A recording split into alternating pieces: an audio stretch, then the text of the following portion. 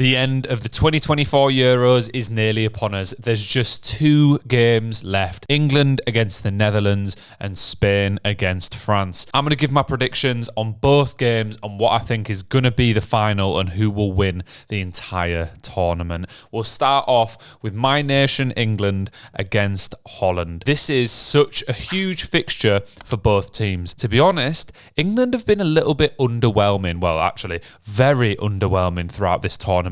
Everyone expected exciting attacking play with players like Saka, Foden, Kane, Bellingham, Palmer, Bowen, Watkins, Toney, some of the best attackers in the world, and we've really not lived up to that. However, I will say that we've grown a little bit as the tournament's gone on. England have started to look better game in, game out, and I think the last performance against Switzerland was our best yet. Kane looks like he might be injured for this fixture, which is maybe a shame, but I actually think that this could help England in a weird way. This is a horrible thing to say, but I feel like Kane might be to England what Cristiano Ronaldo is to Portugal. It's just not quite clicked for him at this tournament, and because he's such a prolific goal scorer, one of the best in the world for many years now, I think when he's on the pitch it makes the other amazing attacking players feel like they have to play through him, and that shouldn't be the case. They should be allowed to shine, and I think with someone else up top, the rest of the team might shine that little bit more. However, of course, having him as an option is always better. The confidence in that England squad after the penalty shootout win against Switzerland should be sky high. A massive shout out to Bukayo Saka.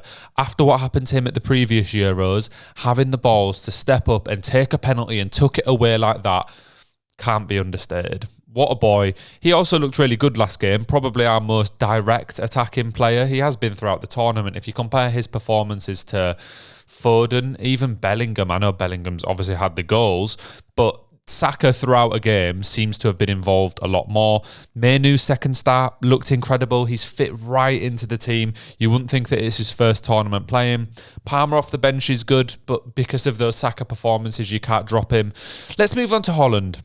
What are Holland offering? I'm a bit surprised they made it this far. I don't think anyone predicted that they'd be making it all the way to the semi-final. A team with a very solid defence, but in an attacking sense, I didn't think that they were that good. And a few players have surprised me. Gakpo's had a pretty good tournament. Depay, he plays his part. But I don't know, I'm surprised Holland have had 9 goals. They've scored 9 times, and that's in comparison to England's 5.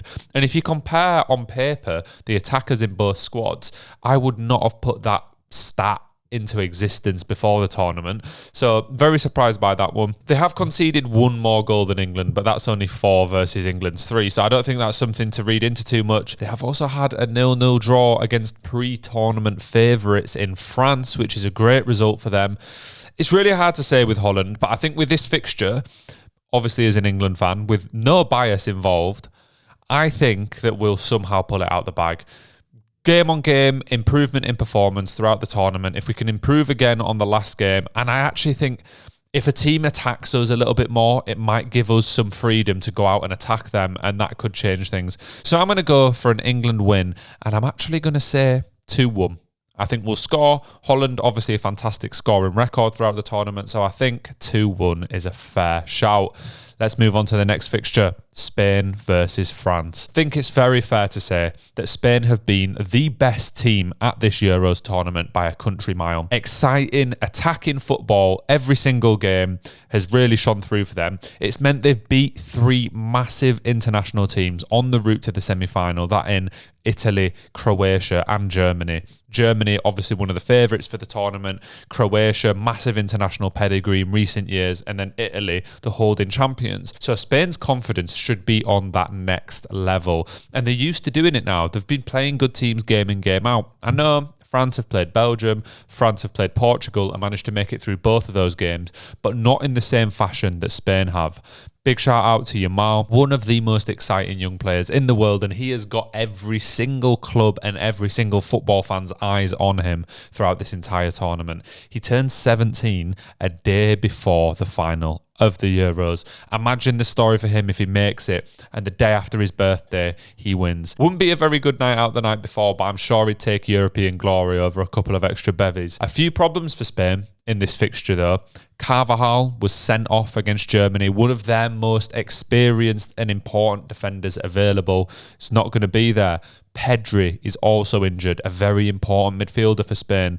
Lenormand, a centre-back that has played practically every minute, is also missing. So they've got 3 very important players that aren't going to be in the squad. For some reason, TV reported that Morata wasn't going to be, but he actually is.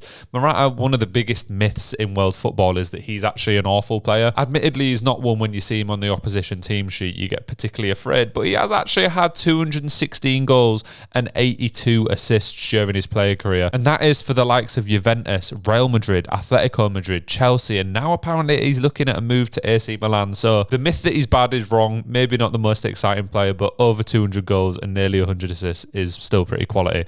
Away from Morata, let's move on to France. Similar to England, France have had a very underwhelming tournament, if not even the most underwhelming. I know as an English person, we can get angry about Southgate's tactics, but France are yet to score a goal from open play in the entire tournament. They've scored a penalty. They've had an own goal against Austria.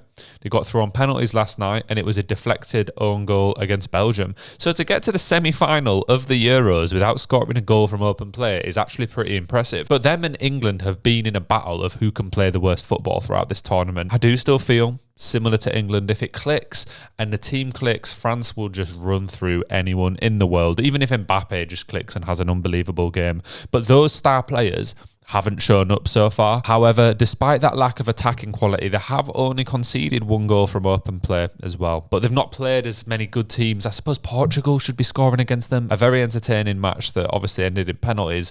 Rest in peace to Ronaldo. No more top-level football. I don't know why he ever went to Saudi. He should have just picked a worse European team. Anyway, in my opinion, this game will be won by Spain.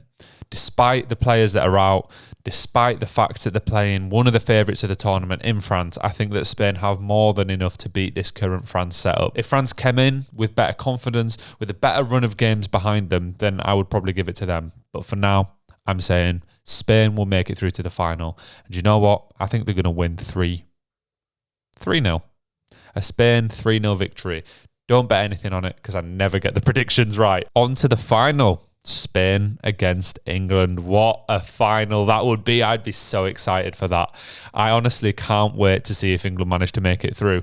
Let me know in the comments right now, before I make my prediction, tell me who you think is going to make it through to the final, and then tell me who you think is going to win your predicted final. I'm really interested to hear how everyone thinks these semi-finals are going to go. But Spain against England, I'll just keep it quick here because there will be a prediction video for the final itself. So imagine it's Spain versus England. Spain would win. It's obvious, isn't it? England would make it to the final, but there's no chance we're winning out. I can only dream. But thank you very much for watching this video. I really appreciate your time. There's going to be a lot more content coming out once the football season is back. I feel like I can't be an expert on a lot of these international games, so I don't pretend to be. I just try to talk about what I know about. Please remember to like and subscribe. There will be videos coming for the semi-final reactions and the final. So I will catch you then and in the new season. Have a good night. Peace.